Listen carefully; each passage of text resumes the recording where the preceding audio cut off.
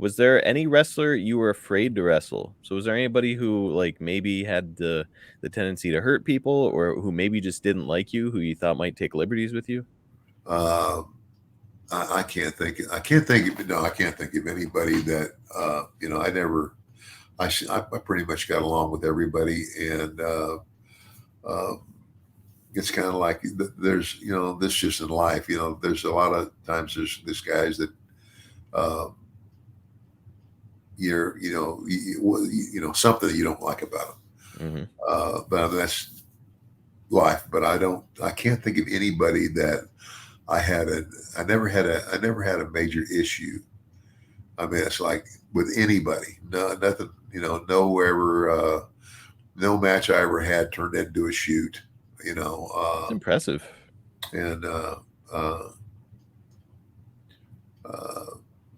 wow. In all your years in wrestling, I mean, I would say borderline unheard of for you to not have some kind of an issue with somebody somewhere along the way, especially where it's a sport where it's very physical and guys are throwing punches, and every once in a while, a dude catches you with a nasty one. You give a receipt, and maybe then he gets butt hurt. So it's interesting that you never ended up, getting super crossways with anybody. Uh, it just it just never happened. It did. Yeah. And I'm I don't know if impressed. that's because uh, my I guess my trip to the top was pretty quick. I mean, Mhm. if you look at it, if you look where I started in '75, and like by what 77, 78, I'm I'm a main event guy. Yeah. You know, of course, not in New York.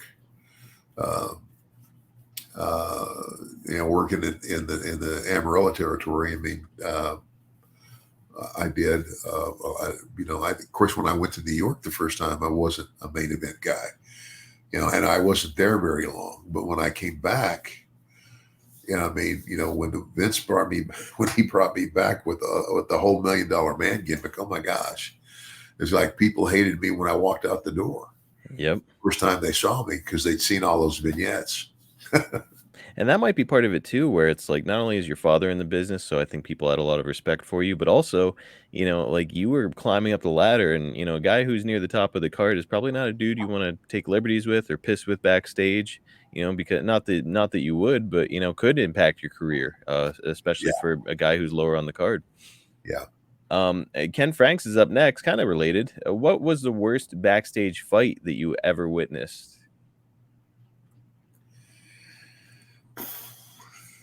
Hmm.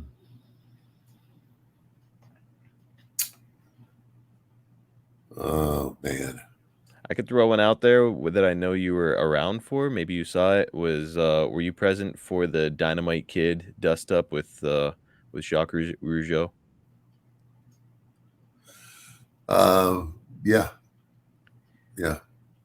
Okay, would Yeah. that qualify as the worst you saw? Um, Probably. Uh, What's your reaction? Are you trying to break it up? Were you friendly with Dynamite? How did that go? well, both of those guys. I mean, I got along with, but and I can't even remember. I can't even remember now what it was about. So apparently they had been having a lot of matches together, and Dynamite and Bulldog were doing a lot of stiff ribs backstage, and these guys were the victims of some really stiff ribs from these guys, and they're getting fed up with it. Dynamite kind of challenged them on a few occasions, like, "Hey, if you want to make something of it, we can."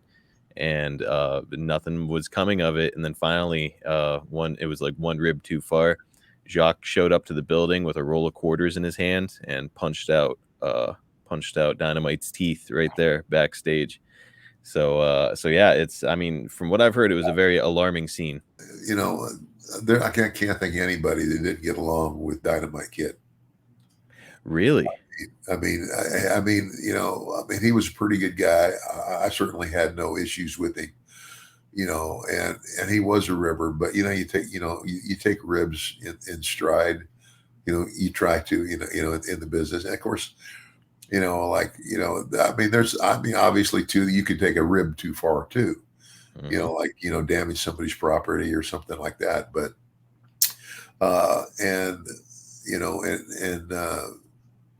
I don't know, Jacques and his brother Raymond were, uh, both, from Canada and uh, good guys. But I don't, you know, I didn't have, so yeah, I got along with all of those guys. That's just, I just, life's too short to get into, because I'll just say that it never happened to me. No, nobody that I ever worked with, said, yeah, I'm not going to do that. I'm not going to do a job for him, and there was nobody that I ever worked with that, where I was supposed to get beat that I didn't, it's like, what are you kidding? Because I usually, you know what the big picture is. That's the thing you got to remember. Mhm. And where are you? Where do you fit into that big picture? And as long as, it was, if I was going to say anything to anybody, I would go to like Pat Patterson, like, hey Pat, like, are you sure you want to do that right now? Or, could we do something else? Uh, but that was very rare.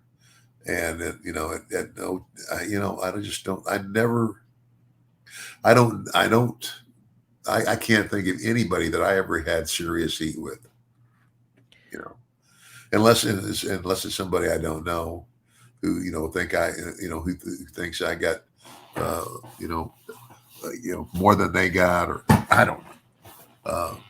It's just, Interesting, and, it's like you're kinda like the model citizen when it comes to wrestling, really, because, you're just it's a job, and you view it like a job, where I think a lot of guys, they kinda get in their own head about, like, "Oh, well, this guy's getting pushed more than me, he doesn't deserve it, oh, he shouldn't beat me here," where, you've got the right attitude, I which mean, is let's like go back to the gimmick. I mean, it's kind of like I thought, when I show up, and all the guys in the dressing room, I come in and from the get go, I'm flying first class and have limousine service every day and all of that. But there wasn't anybody that spoke that outright. Or in other words, like they were jealous of it or whatever. It was like almost everybody to a man said, hey, good for you. If I'd have gotten that break, you think I wouldn't? I mean, everybody thought, okay, if that came my way, would I take it? Of course you would. You know, uh, be so foolish not to, yeah. yeah, you'd be foolish not to. And again, and I would never begrudge somebody else getting a break. It's kind of like, now it's a different thing when it's kind of like if you saw somebody that wasn't, I don't know. Somebody who didn't respect the business getting a Well, big break. okay, there you go. Yeah, if there's one guy, and there is that one guy that I had an issue with was the Ultimate Warrior, uh, because quite frankly, I think he got a break he didn't deserve. Mhm. He didn't respect wrestling.